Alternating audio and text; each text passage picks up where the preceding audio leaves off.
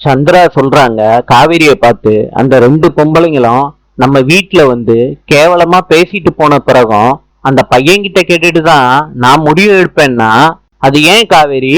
தாய் கேட்க கூடாத விஷயத்த என்ன கேட்க வச்சிடாத.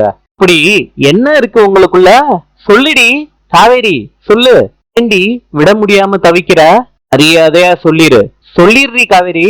மா, விஜய் கூட பொண்டாட்டியா நடிச்சுக்கிட்டு மாத்திரம் இல்ல, நான் பொண்டாட்டியா வாழ்ந்தேன். விஜயோட குழந்தைய என் வகுத்துல நான் சுமந்துகிட்டு இருக்கேன். காவேரி சொன்னதை கேட்ட உடனே வீட்டுல உள்ள அத்தனை பேரும் அதிர்ச்சி ஆயிடுறாங்க. நாளை சந்திப்போம்.